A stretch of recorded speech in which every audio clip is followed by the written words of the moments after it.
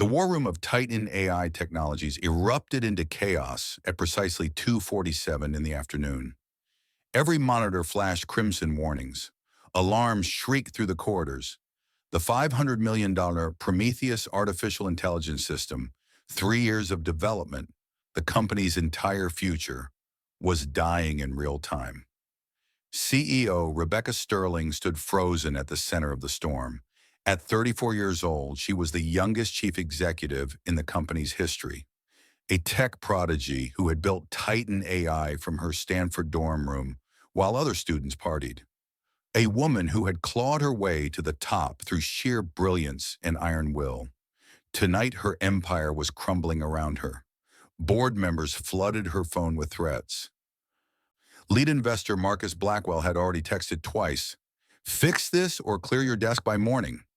Her elite engineering team, 12 PhDs from MIT and Stanford, shouted over each other, fingers flying across keyboards that mocked their desperation. Rebecca's chest tightened. She recognized this feeling, the same panic she had felt at 17, sitting at the dinner table, when her father announced he was leaving, when her mother's face crumpled like paper, when Rebecca learned the only person she could ever truly count on was herself. She had built walls after that night, built a company, built a life where vulnerability meant weakness and weakness meant destruction.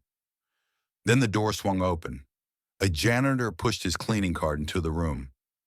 He was 38 years old, wearing faded blue coveralls, his face weathered by years of invisible labor.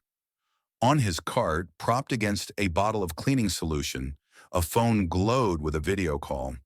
A little girl's face filled the screen. Blonde hair, bright eyes, a gap-toothed smile. The cart was covered with stickers, golden suns, cartoon rockets, sparkly unicorns, a child's declaration that her father was special, even if the world had forgotten to notice. Rebecca's terror transformed into rage. Here was a target. Here was someone she could crush. "You understand any of this?" she spat, gesturing at the cascading failure on the monitors. "This is for people with actual brains, not people who mop floors and empty trash cans for a living." The room fell silent. Engineers shifted uncomfortably but said nothing. They had seen Rebecca like this before. Crisis sharpening her tongue into a blade. Fear becoming cruelty. The janitor's face remained calm, patient. He had heard worse. He had survived worse. But on his phone screen, 6-year-old Emma watched with wide eyes, her father being humiliated, her father being made small. Rebecca pushed harder, feeding on the room's nervous energy. "Go ahead, janitor. Tell us what you see on that screen. I'm sure your expertise in toilet cleaning translates perfectly to neural network architecture." Laughter rippled through the room, the ugly kind, born from relief that someone else was the target. Rebecca pointed at the central monitor, its screen filled with cascading error codes. "Identify the problem, right now, unless you'd like to admit you wandered into the wrong room." She expected stammering, apologies, the satisfying collapse of someone beneath her heel. Instead, Nathan Cole spoke quietly. His voice carried the calm authority of someone who had nothing left to prove and nothing left to lose. "The cascade originates in your memory allocation subroutine. You've created a circular dependency in the neural pathway initialization. The system is calling a function that references variables not yet instantiated, creating an infinite regress that overwhelms your buffer capacity." He paused, met her eyes. "Restructure the initialization sequence to establish base parameters before recursive calls begin." 3 lines of code, maybe 4. Silence crashed through the room like a wave breaking against stone. Engineers froze mid-keystroke. Rebecca's manicured hand hung suspended in the air, her gesture of contempt transformed into something uncertain. On the phone screen, Emma's voice broke through, bright with pride. "See, I told you my daddy was smart." 12 hours earlier, Nathan Cole had woken in darkness, 4:30 in the morning, his cramped apartment in St. Paul, Minnesota. The radiator clanked its winter protest while frost crawled across the single window. The temperature had dropped to 15 below overnight. He knew because he had woken twice to check that Emma's space heater still worked. He moved through shadows with practiced quiet. The apartment was 600 square feet of necessity, kitchen in one corner, sleeping area divided by a bookshelf he had built himself from salvaged wood. Every surface gleamed despite aged appliances and cracked linoleum. Nathan had learned long ago that dignity lived in details, in how a man kept his space when the world assumed he had surrendered. In the fresh flowers, grocery store carnations, $3.99, sitting on the kitchen table because Emma deserved beauty even when they couldn't afford it. The coffee maker was a thrift store find. It required a specific sequence. Press power twice, wait 3 seconds, press brew, hold for 5. The ritual had become meditation. The coffee was survival. The refrigerator door displayed Emma's artwork. Dozens of drawings accumulated over 3 years. Stick figures holding hands, always one tall, one small. Yellow suns, houses with triangular roofs, hearts floating in blue skies. No mother figure appeared in any of them. Emma had been 3 when Claire died, old enough to feel the absence, too young to remember what she had lost. Nathan cracked eggs into a pan while his mind cataloged the day ahead. Morning shift at Titan AI, 6 to 2. 4-hour gap before his evening delivery route, 6 to 11.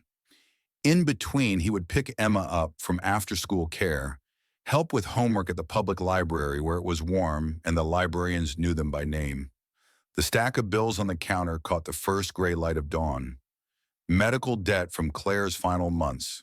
$47,000 remaining, down from $312,000. Student loans from his abandoned doctoral program, $89,000. Interest accumulating like snow in a Minnesota winter. Nathan had done the math countless times. At his current rate, working both jobs with no emergencies, he would be debt-free in 11 years. Emma would be 17, he would be 49. He never complained. Complaint required energy better spent elsewhere. And Emma needed a father who moved forward, not one who drowned in what-ifs and might-have-beens. She appeared in the doorway as he plated the eggs, blonde hair tangled from sleep, clutching the stuffed elephant that had belonged to her mother, the one thing Nathan could never pack away, could never donate, could never let go. At 6 years old, Emma possessed her father's quiet intensity and her mother's stubborn optimism. She climbed onto her chair and studied the eggs with exaggerated seriousness. "Acceptable," she declared. Nathan's heart cracked with love. "Can I come to work with you today?" she asked as she asked every morning. "School bug. Mrs. Henderson is counting on you." Emma sighed dramatically, then brightened. "But you'll call me so I can see the spaceship computers?" "Always." Before he left, Emma insisted on adding a new sticker to his cart. She chose a golden sun with a smiling face and pressed it carefully onto the handle. "So everyone knows you're special, Daddy, even if they forget to look." Nathan knelt to accept her hug, breathing in strawberry shampoo, storing this moment against the long hours ahead.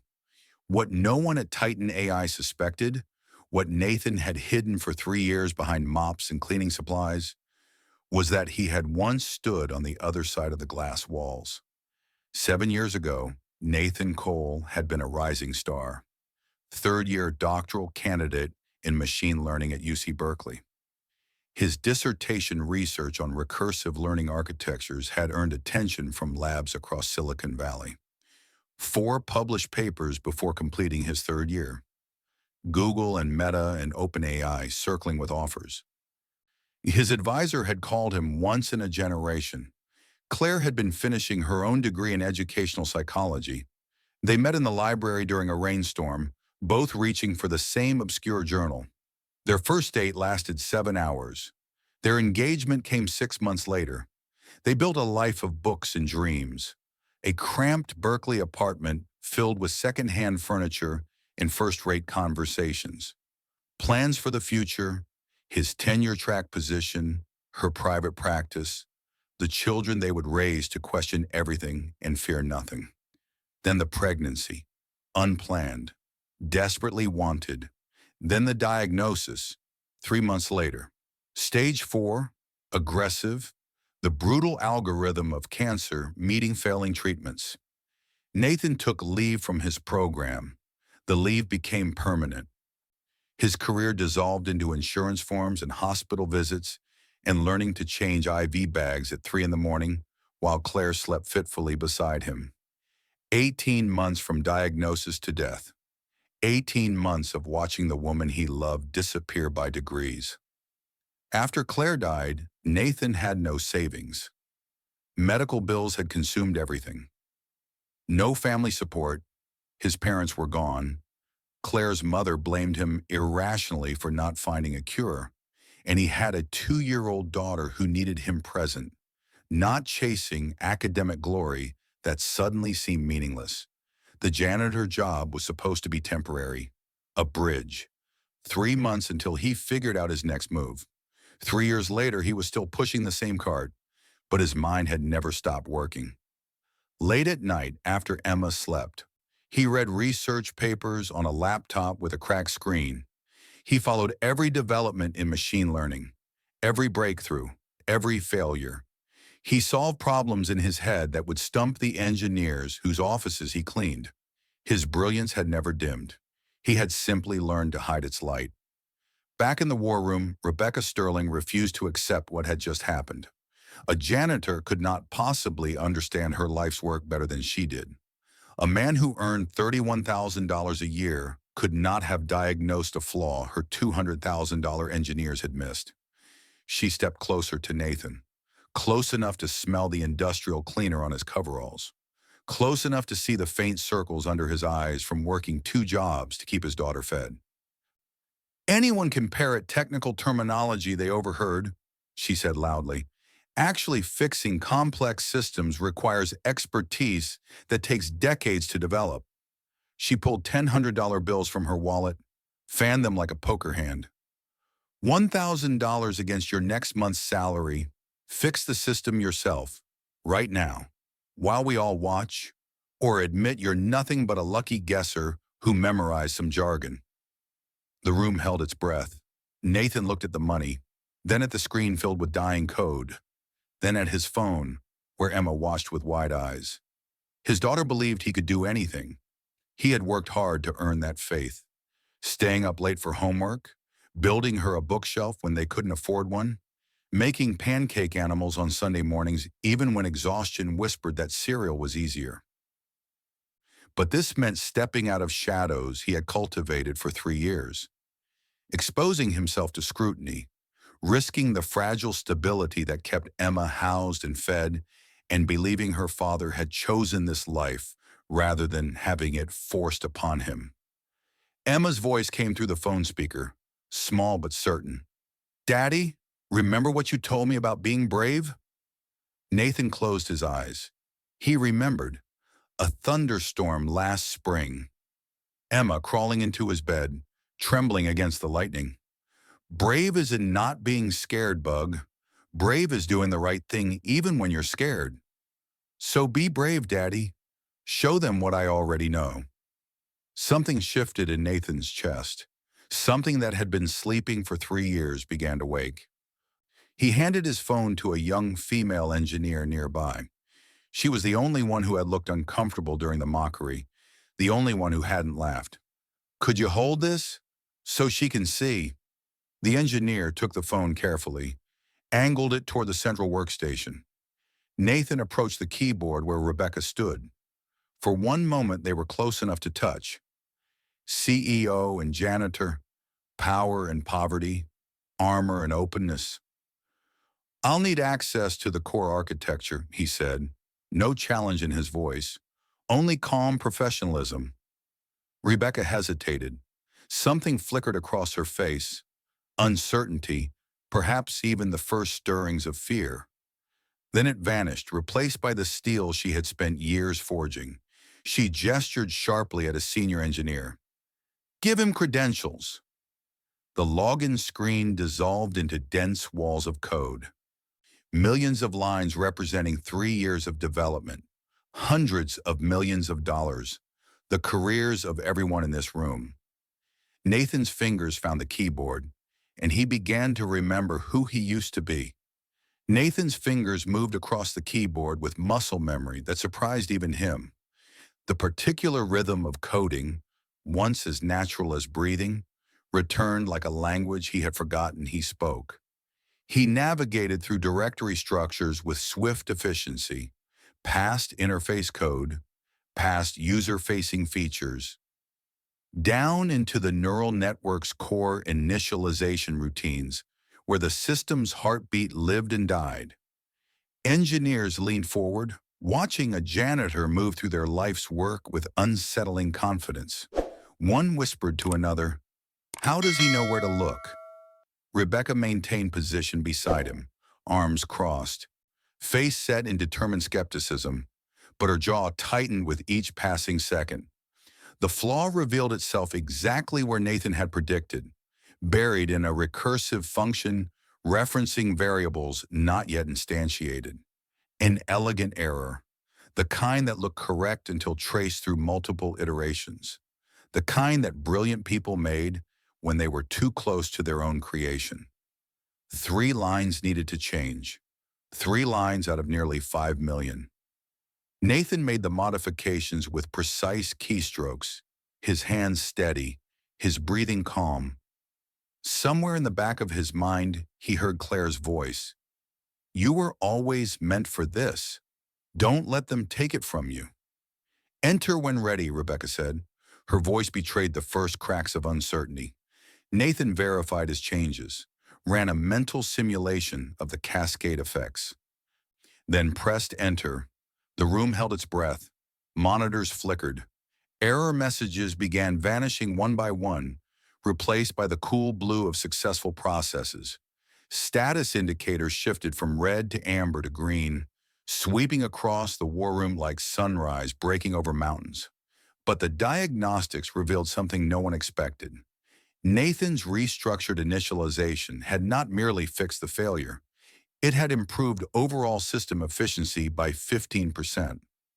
Processes that once required 12 seconds now completed in 10. Memory usage had dropped by nearly 20%. The janitor had not just saved their project, he had made it significantly better than it was before the crisis began. The room erupted, engineers shouted and embraced. Someone laughed with relief, someone else was crying. On the phone screen, Emma clapped her hands with joy. "I knew it, Daddy! I knew you could fix it!" But Nathan barely noticed the celebration. His attention remained fixed on Rebecca, watching emotions cascade across her face. Shock, disbelief, confusion, and beneath it all, something she desperately wanted to hide. Fear, not of him, of what his existence meant about her, about every assumption that had structured her entire worldview. The $1,000 remained clutched in her white-knuckled hand, the bet everyone had forgotten. Rebecca stayed in her corner office long after the building emptied. The celebration had moved to a bar downtown. She declined, claiming paperwork. The truth, she could not stop her hands from shaking. On her laptop, she searched beyond company records. The first hint came from an old Berkeley alumni newsletter promising doctoral candidates in machine learning. Nathan Cole, 4 papers published before his 3rd year. Citation records showing his work had influenced an entire branch of subsequent research. Then nothing, an abrupt end to a stellar career. The dates coincided with an obituary. Claire Cole, beloved wife and mother, taken too soon after a courageous battle, survived by husband Nathan and daughter Emma. Rebecca read it 3 times. studied the photo of a woman with kind eyes and a determined smile. Emma's smile, she realized. The janitor cleaning her floors had once been a rising star in her field. The man she had publicly humiliated possessed expertise matching her own. He had abandoned everything: education, career, the future everyone predicted, to care for a dying wife and motherless daughter. He fell from the heights to the depths, and he did it by choice, for love. Rebecca thought about what she would sacrifice for love. The question felt foreign. She had structured her entire life to avoid such calculations. Then she discovered something that stopped her cold. She pulled up HR reports, complaints filed but never escalated, incidents documented but never addressed. A pattern emerged. Moments of crisis triggering cruelty. Power wielded as a weapon against the vulnerable. Nathan was not the first person she had publicly humiliated. He was just the first one who could fight back. Rebecca's hands began shaking harder. In the dark reflection of her laptop screen, she saw her father's face, Daniel Sterling, who measured love in achievements, who withheld approval until she proved herself worthy, who announced over dinner when Rebecca was 17 that he was leaving her mother for his secretary, then looked at his daughter and said, "Don't be dramatic about it. Weakness is a choice." She had built Titan AI to prove him wrong. To become so successful, he would have to acknowledge her. To construct a life so impregnable that no one could ever hurt her the way he had. But somewhere along the way, she had not just built walls. She had become him. The realization hit like a physical blow. Rebecca barely made it to her private bathroom before she was sick. 2 days later, Rebecca descended to the maintenance level for the first time in 6 years as CEO. She found Nathan alone in the break room, eating a sandwich from a brown paper bag, reading a technical text with a cracked spine. "May I sit?" He gestured to the plastic chair across from him. She lowered herself carefully, her $2,000 skirt pressing against the cracked seat. "I owe you an apology," she said. "What I did was inexcusable. I was frightened and overwhelmed, but nothing justifies how I treated you." She expected anger, deserved anger. Instead, his face softened. "I understand pressure. I understand making terrible choices when everything feels like it's falling apart." Grace, without conditions. Rebecca had no framework for receiving such a gift. "How do you do that?" she asked. "How do you just forgive?" Nathan considered the question seriously. "When my wife was dying, I said things to God that would make your war room speech look polite.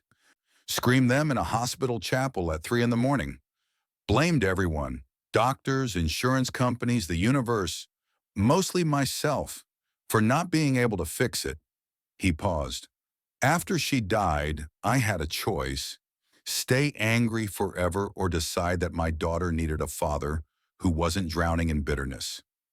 Forgiveness isn't about the other person. It's about refusing to let pain own more of your life than it's already taken." Something cracked open in Rebecca's chest, a door she had kept locked for 17 years. She found herself telling him everything: the board members circling like sharks, Marcus Blackwell's threats, the isolation of leadership, how she could never show fear, never show doubt, never show anything that might be exploited. Nathan listened without interrupting, asked questions that drew out truths she had never spoken aloud. "Your daughter," Rebecca said as the hour ended, "she believes in you completely." Nathan's face transformed. The guarded professional vanished, replaced by pure love. "Emma is the reason I breathe. Everything else is just details." Rebecca recognized a priority system she had never considered, one where success had nothing to do with market share or board approval. She wondered what it would feel like to love something that much. She wondered if she was even capable. Over the following weeks, Rebecca began consulting Nathan on technical matters. He arrived in his janitorial uniform, contributed brilliant insights, then returned to emptying trash cans. Their conversations expanded beyond technology. Nathan spoke about Claire with tenderness that made Rebecca's chest ache. The way she laughed at his terrible jokes, how she insisted on dancing in their kitchen every Sunday morning. Then he admitted something that changed how Rebecca saw him entirely. There were nights after she died when I resented Emma, my own daughter, because she needed me and I had nothing left to give. I would look at her and feel rage that she existed, that I had to keep going when all I wanted was to stop. His voice was barely a whisper. The guilt almost destroyed me. What saved you? My therapist said something I've never forgotten. The fact that you feel guilty proves you're not a monster. Monsters don't hate their own monstrousness. They enjoy it. Rebecca thought about the HR complaints, the pattern of cruelty, the woman she had been for years. I'm afraid, she said quietly, that I might actually be a monster. You're not. Nathan's voice was certain. Monsters don't ask that question, and they definitely don't come down to maintenance break rooms to apologize. The quarterly board meeting arrived with the weight of inevitability. Marcus Blackwell presented his findings with theatrical outrage. The solution to our $500 million crisis came from a member of our janitorial staff, a man who mops floors for a living. He let the implication land. If janitors saved flagship products, what did that say about management? Directors who had supported Rebecca began exchanging glances. Marcus proposed a motion of no confidence. Rebecca's mind raced through options. She could sacrifice Nathan, characterize his involvement as aberration, deflect blame downward the way her father would have, the way the old Rebecca would have. Nathan watched from a maintenance office monitor, saw her face as accusations mounted, braced for the inevitable. Then Rebecca spoke. Nathan Cole holds doctoral candidacy from UC Berkeley. He has published 4 papers in peer-reviewed journals. His research has been cited over 300 times. The boardroom stirred. I didn't stumble onto his talents. I recognize them, because that's what real leadership looks like. Identifying extraordinary ability wherever it appears, regardless of job title. She met Marcus Blackwell's eyes. If you remove me for recognizing that, you will make the most profound mistake in this company's history. The motion failed. Barely. Marcus Blackwell's smile had frozen on his face. Rebecca had bet her entire career on a janitor's worth, and won. That night, Rebecca made a phone call she had avoided for 3 years. Mom? Silence. Then Eleanor Sterling's voice, older than Rebecca remembered, tired, but beneath the weariness, hope. Rebecca, is everything okay? I'm not okay. I haven't been okay for a long time, and I'm sorry I shut you out. She was crying now. I blamed you for not being stronger when Dad left, but I think I was really angry at myself for not being enough to make him stay. Her mother was crying too, soft, wounded sounds carrying across 3 years of silence. You were always enough, Eleanor said. He was the one who wasn't. He was broken in ways that had nothing to do with you. I should have told you that every single day. They talked for 2 hours about the divorce, about Eleanor rebuilding her life alone, about all the voicemails Rebecca had deleted and Eleanor had sent anyway, month after month, year after year. I never stopped calling, Eleanor said. I knew you might never listen, but I never stopped. Can I visit? I want to try being your daughter again. Eleanor's answer was yes, had always been yes. The fallout from the board meeting spread like wildfire. Janitor Genius saves $500 million AI system became headline news. Nathan found himself photographed in parking lots, quoted in articles he never agreed to. The invisibility he had cultivated for 3 years vanished overnight. Emma noticed something had changed when he picked her up from school. Daddy, are you famous now? Maybe a little bug. Does that mean we can get a dog? Nathan laughed, really laughed, for the first time in weeks. Is it different good or different bad? Emma asked. The famous thing? He knelt to her level. I don't know yet, but whatever happens, we figure it out together. Emma wrapped her arms around his neck. I'm glad they know you're smart, Daddy. Now they can see what I always see. 3 weeks later, Marcus Blackwell made his final move. He leaked Rebecca's behavioral history to tech blogs. Stories of workplace cruelty, employees humiliated, careers damaged. The narrative shifted with brutal speed. Rebecca Sterling was not a visionary leader. She was a workplace bully who got lucky. Old patterns surged back. She snapped at her assistant, considered firing the young engineer who had witnessed her worst moment. Then she caught herself, saw her father's face in the mirror. She called Nathan at 2 in the morning. I'm becoming everything I hate. I can feel myself sliding back into the person I was. But you stopped yourself, Nathan said. You called instead of acted. That's what changing looks like, catching yourself before you fall all the way.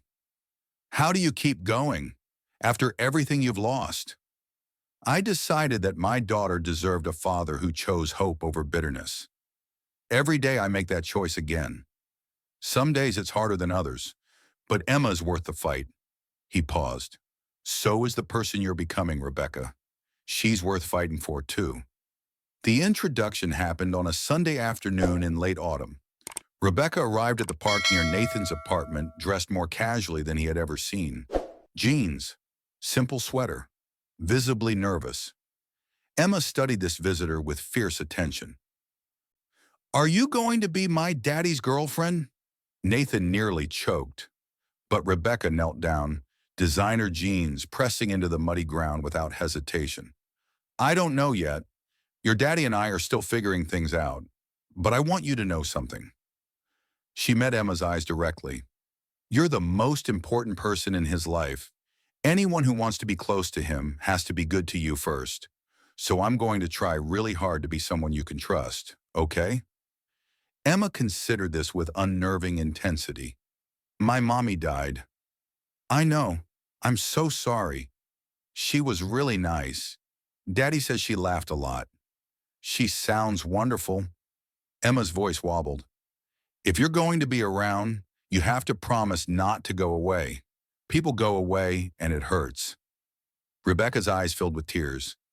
I can't promise nothing bad will ever happen. Nobody can promise that. But I can promise I'll never leave because I want to. I'll never choose to walk away from people I love. Emma reached out and touched Rebecca's face, a child's gesture, checking for truth. Then she nodded. Okay, do you want to see me do the monkey bars? The afternoon unfolded in swings and ice cream and demonstrations of monkey bar prowess. Rebecca laughed more than she had in years. As they walked to the car at sunset, Emma sleepy against Nathan's shoulder, she mumbled, I like her, Daddy. She looks at you the way you look at Mommy's picture. Nathan's heart cracked and healed simultaneously. 3 months later, Marcus Blackwell played his final card. He had acquired enough board votes to force Rebecca out, unless she delivered something extraordinary within 6 weeks. Project Aurora. Next-generation AI architecture that could leapfrog every competitor. 6 weeks, an impossible timeline. Rebecca made her move. I want you to co-lead Aurora with me, she told Nathan. Full partnership. Your name on the research. The career you earned. The future that was stolen from you.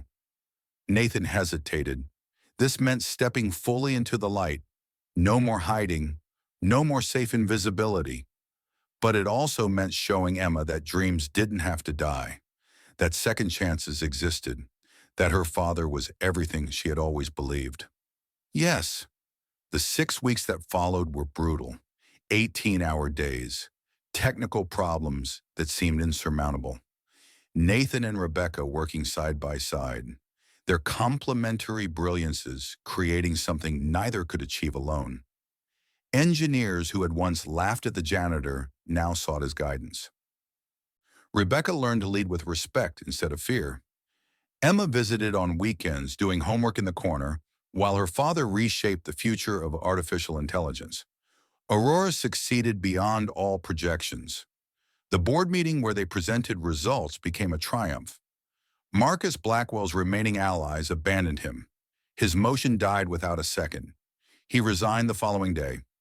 The wedding took place 1 year later, a historic inn outside St. Paul. Autumn leaves forming a cathedral of gold and crimson. The guest list small by design, people who actually mattered. Eleanor Sterling sat in the front row, crying happy tears. The young engineer who had held Emma's phone that night stood as a bridesmaid.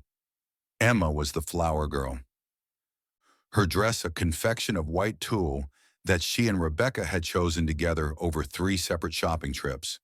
She walked the aisle with exaggerated solemnity, scattering petals with the precision of a child performing sacred duty. Rebecca's vows trembled with emotion. Nathan, you taught me that strength isn't armor. It's the courage to take the armor off. You showed me that success means nothing if you lose yourself achieving it. I spent my whole life trying to prove I was enough. You showed me I already was. She turned to include Emma. And to this little girl who gave me a chance I didn't deserve, I promise to spend my life being worthy of your trust. Nathan's vows were quieter. I thought my story ended when Claire died. I thought the best chapters were behind me. Then you walked into my darkness and refused to let me stay there. I loved Claire completely. I will love you completely, not instead of her, alongside her, because love doesn't divide, it multiplies. Emma held up a sign she had made herself. Glitter and marker and wobbling letters. Now I have a mom and dad, and we're a real family. The guests dissolved into tears and laughter. After the reception, Nathan and Rebecca found themselves alone on the inn's terrace, stars emerging over the darkened garden. Inside, Emma slept in her flower girl dress, exhausted and content. 1 year ago, Rebecca said softly, I was someone I don't recognize anymore. Someone who thought cruelty was strength. I had everything I thought I wanted. I had nothing that actually mattered. And now I have everything that matters. She turned to face him. And I don't care about the rest. Nathan pulled her close. Emma asked me something yesterday. She wanted to know if she could call you mom, not just at home, at school, in front of her friends. Rebecca's breath caught. She said you love her for real. She can tell because you show up. And her mommy in heaven would want her to have someone who shows up. Tears streamed down Rebecca's face. I would be so honored. Inside, Emma stirred. Some instinct woke her at the moment her future crystallized. She padded onto the terrace in bare feet, flower girl dress rumpled, rubbing her eyes. She saw her father and her new mother silhouetted against the stars. She crossed to them. They parted to make room. I love you, Daddy, Emma murmured, pressing into Nathan's chest. Then she turned to Rebecca. Reached for her, tested a word she had been practicing in secret. I love you, Mommy. Rebecca made a sound that was neither laugh nor sob, but somehow both. The sound of a heart breaking open to let more love inside. They stood together in the darkness, the janitor and the CEO and the little girl who had believed in them both. 3 people who had found their way through loss and fear and impossible odds. Above them, stars wheeled in eternal patterns. Behind them, windows glowed with remnants of celebration. Ahead, a future stretched that none of them had predicted, but all of them had chosen. In the language of second chances and found families, of redemption and resilience and love that refused to surrender, they had finally found their way. They were home,